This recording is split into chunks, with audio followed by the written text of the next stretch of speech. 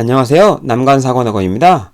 오늘 알려드릴 내용은 신경계의 구조와 기능, 그리고 중추신경계와 말초신경계를 나누는 기준, 그리고 각각의 기능에 대해서 알려드리려고 해요.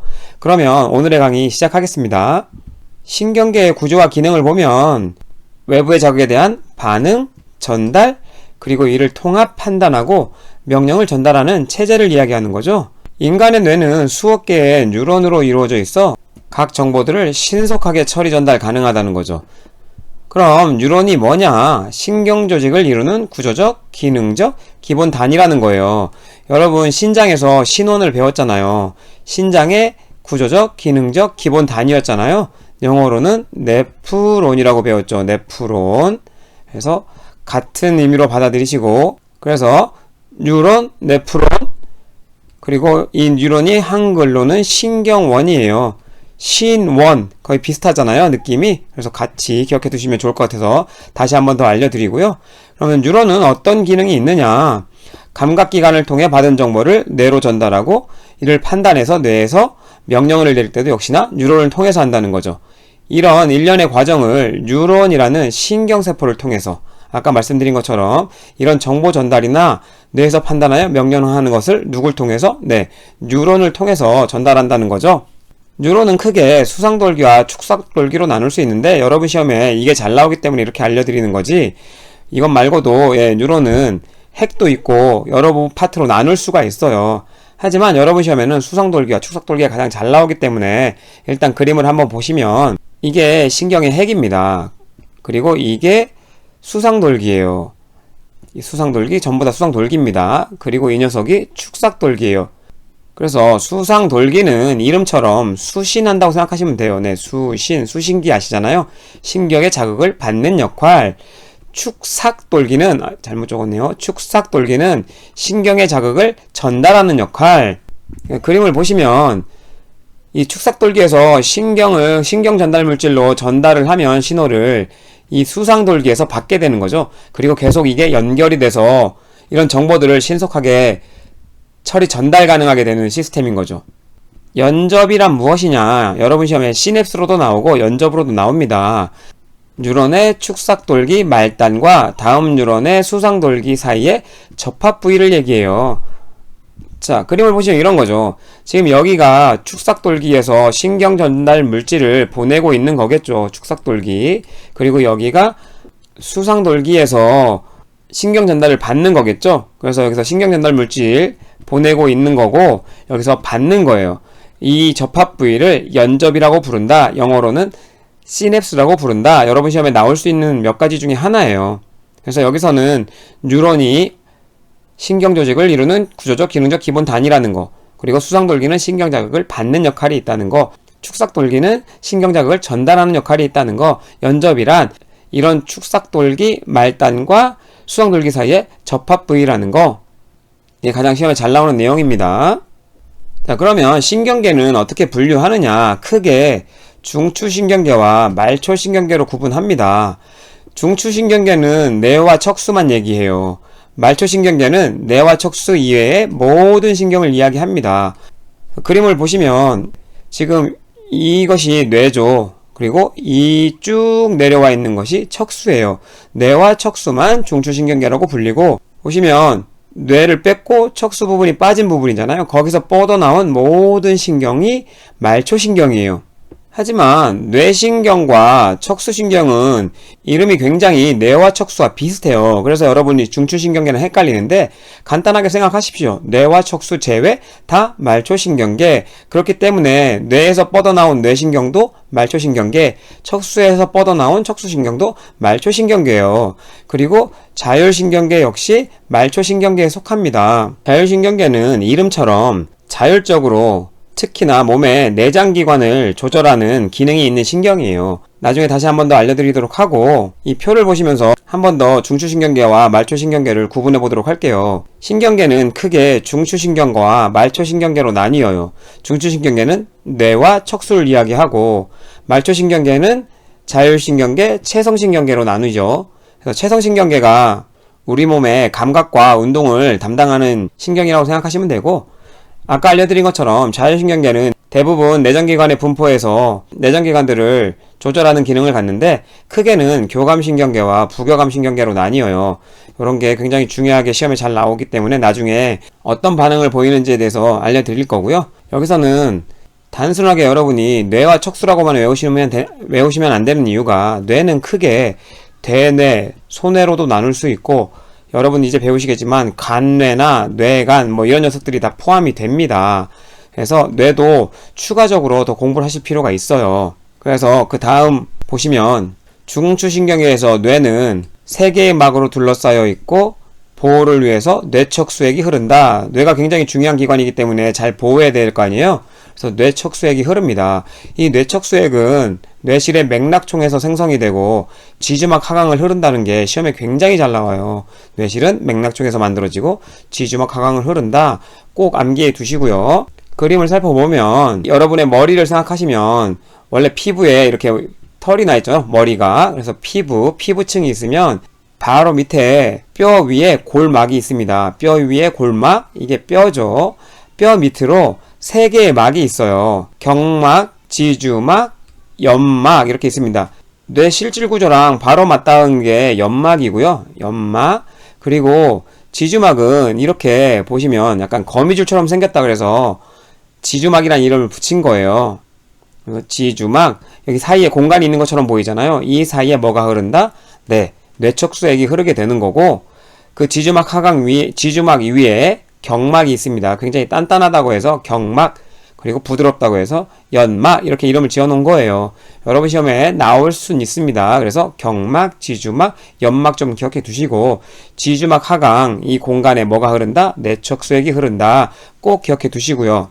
뇌척수액은 어디서 만들어지느냐? 네, 뇌실의 맥락총에서 만들어진다고 했잖아요. 맥락총은 네, 책마다 조금씩 다르게 표시되긴 하지만 대략 여기 뇌실의 여기 부분이랑 이쪽 부위 그리고 요 밑에 사뇌실, 각각의 뇌실에 맥락총이 있습니다. 이렇게 크게 그려진 이 녀석이 가쪽 뇌실이에요. 그래서 가쪽 뇌실이라고 해서 양쪽에 있겠죠. 가쪽이니까 하나, 둘 이렇게 있고, 이게 제3뇌실입니다. 제3뇌실, 그리고 이 녀석이 제4뇌실이에요. 총 4개의 뇌실의 맥락총에서 뇌척수액이 만들어지고, 이 녀석들이 어디 밑을 흐른다? 지주막 하강을. 시험에 굉장히 잘 나오는 얘기니까 다시 한번 설명드리면서 넘어갈게요.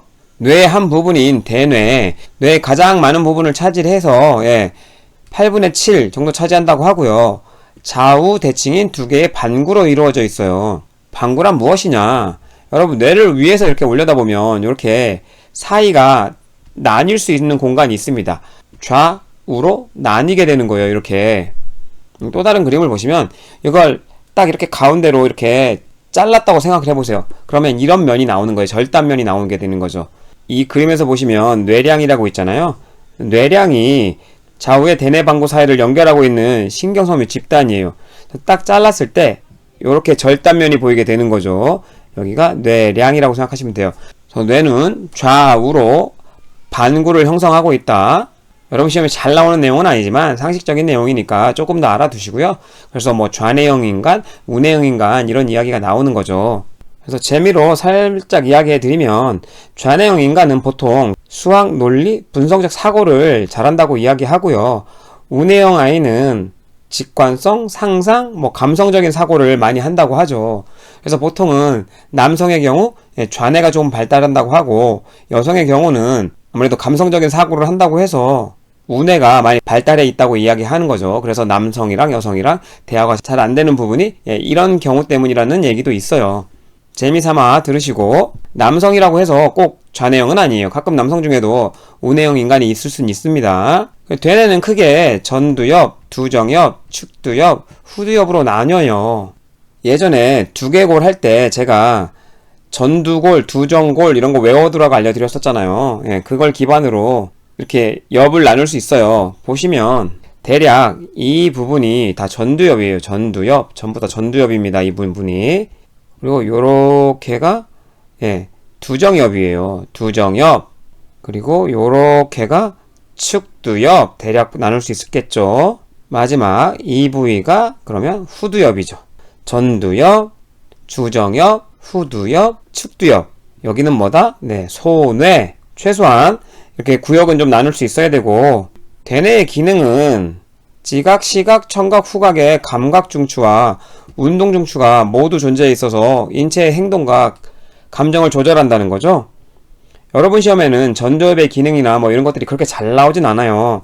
아예 안 나왔던 시험 문제는 아니지만 그렇게 잘 나왔던 시험 문제는 아니기 때문에 간략하게만 알려드리면, 전두엽은 사고, 학습, 그리고 판단, 뭐 이런 기능들이 있어요. 그러니까 인간의 기억이라든지 사고 능력에 관여한다는 거죠. 좀 더 어려운 얘기로는 뭐 인격과 정서를 조절한다고 해서 가끔 전두엽에 손상이 되면 분노가 증가해서 감정 조절이 안 된다는 이야기도 나오긴 하지만 여러분 시험에 나올 이야기는 아니고요. 두정엽은 어떤 기능이냐, 우리 몸의 일반 감각을 담당한다고 생각하시면 돼요. 쉽게 일반 감각을 담당하고, 축두엽의 경우는 시각 제외한 나머지 특수감각, 그러니까 미각, 그리고 후각, 그리고 청각 등을 담당한다고 생각하시면 쉽습니다. 그리고 여러분 시험에 그나마 이 중에 제일 잘 나오는 게 후두엽이에요. 후두엽은 시각을 담당하고 처리합니다. 그래서 시각 꼭 기억해 두시고요. 여러분 시험에 가끔 나올 수 있는 얘기 하나만 더 하고 넘어갈게요. 요쪽이 브로카 영역이라고 합니다. 브로카 영역. 그리고 축두엽의 이 부분이 베르니케 영역이라고 해요. 베르니케. 잠깐만 설명을 드리고 넘어갈게요. 가끔 나왔던 적이 있으니까. 브로카 그리고 베르니케, 이 두 개의 영역의 기능은 뭐냐? 네, 둘 다 언어를 담당해요. 브로카는 전두엽에 위치하고 있고 베르니케는 측두엽에 위치하고 있잖아요. 전두엽은 운동 중추도 담당한다고 아까 알려드렸었나요? 네, 운동을 담당하니까 언어의 운동 중추라고 생각하시면 되고, 측두엽은 대부분의 감각을 담당하고 있었잖아요. 그래서 역시나 감각을 담당한다고 생각하면 돼요. 언어의 운동이란 뭐겠어요? 네, 말하기잖아요. 그리고 언어의 감각은 뭐겠어요? 듣기잖아요. 그러니까 베르니케는 듣기를 담당하는 언어 영역이고, 브로카는 말하기를 담당하는 영역이라는 거예요. 브로카가 손상이 되면 말하기가 잘 안 되고, 베르니케가 손상이 되면 듣고 이해하기가 잘 안 된다는 거죠. 이런 게 여러분 시험에 나왔던 적은 있어요. 간략하게 좀 알아두시면 좋을 것 같고, 대부분의 사람들은 언어 중추가 왼쪽에 위치하여 있습니다. 그래서 왼쪽 뇌가 손상이 되면 언어 영역이 좀 손상이 될 수가 있어요. 하지만 다 그런 거냐? 그렇진 않고요. 왼손잡이의 경우에는 간혹 오른쪽에서도 언어 중추가 있을 수 있어요. 오른뇌에. 보통은 왼쪽에 훨씬 더 언어 중추가 많다. 여러분 시험에 나올 내용은 아니고요. 재미로 좀 알아두시면 좋을 것 같습니다. 손에는 여러분 시험에 잘 나올 수 있으니까 꼭 외워두세요. 골격의 운동을 조절하고 몸의 자세와 균형을 유지한다. 그래서 평형 유지 뭐 이런 걸로 굉장히 잘 나옵니다. 꼭 외워두시고, 또 하나 잘 나오는 게 미세하고 정밀한 운동을 가능하게 함. 이렇게 해서 꼭 기억해 두셔야 됩니다. 이것도. 하지만 균형이 훨씬 더 잘 나와요. 중추신경계의 세 번째, 뇌간 부위예요. 뇌간 부위는 크게 중뇌, 뇌교, 연수로 나뉠 수 있어요. 여러분 시험에 중뇌, 뇌교는 거의 안 나오기 때문에 공부 안 하셔도 괜찮을 것 같고요. 연수만 기억하셔도 됩니다. 연수는 여러분 시험에 호흡 중추로 많이 나오지만 앞에서도 한번 언급드렸어요. 호흡만 관장하지 않아요. 혈관이라든지 심장의 기능까지 담당하기 때문에 생명 중추로 기억해두시고 추가적인 기능도 좀 공부해 두실 필요가 있습니다. 그림으로 살펴보시면 이 부분이 중뇌 부분이라고 생각하시면 되고, 중뇌 크게, 그리고 연수, 여기가 다 연수예요. 그리고 여길 연결하는 뇌교 부위로 이 세 가지가 다 뭐다? 뇌간. 그리고 앞전에 알려드렸지만 여기가 다 대뇌 부위였죠. 대뇌 부위. 대뇌와 중뇌 사이에 이 부위를 사이간자를 써서 간뇌라고 부르는 거예요. 간뇌는 시상과 시상하부로 구분할 수 있어요. 여러분 시험에 시상은 그렇게 잘 나오진 않지만 시상하부는 엄청 잘 나옵니다. 이전 내분비계 설명할 때도 여기가 내하수체라고 알려드렸잖아요. 이 내하수체 윗부분이 시상하부, 그리고 그 윗부분이 시상이라고 알려드렸어요. 시상하부 밑에 달려있는 애가 내하수체. 간뇌는 시상과 시상하부로 구분한다. 간뇌 뒤쪽에는 손과 체라고 알려드렸던 이 녀석이 있는 거고, 시상하부의 아래에는 뇌하수체가 있다. 시험에 그렇게 잘 나오진 않지만 뇌하수체는 꼭 기억해 두실 필요가 있고, 시상하부도 위치적은 아니지만 기능이나 이런 게 시험에 잘 나오기 때문에 꼭 기억해 달라고 말씀드리면서, 추가적인 사항 알려드릴게요. 시상은 후각신경을 제외한 모든 감각기의 흥분이 이곳을 지나서 대뇌피줄로 전달.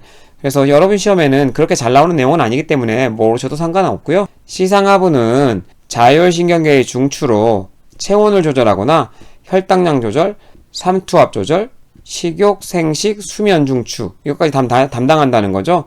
여러분 시험에 가장 잘 나오는 내용은 체온 조절 중추예요. 그래서 체온 조절 중추는 꼭 기억해 두셔야 합니다. 그래서 제가 알려드린 이 사항들을 읽어보면 뭐와 관련이 있나요? 네, 항상성 유지에 중요한 역할을 한다는 거죠. 내분비 개통과도 관련이 있고, 여러분 시험에 잘 나올 내용은 아니지만 항상성 유지와 좀 관련이 있을 수 있게 정도만 알려두시고요. 계속 강조드린 내용 체온 조절 중추 꼭 기억하시고, 연수가 생명 중추로서 추가적으로 심장, 혈관, 구토 중추 이런 걸 담당한다는 거 꼭 기억해 두시고요. 오늘 제가 준비한 영상은 여기까지고요. 다음 영상에서는 척수와 자율신경계 등에 대해서 추가적으로 알려드리도록 하겠습니다. 시청해 주셔서 감사합니다.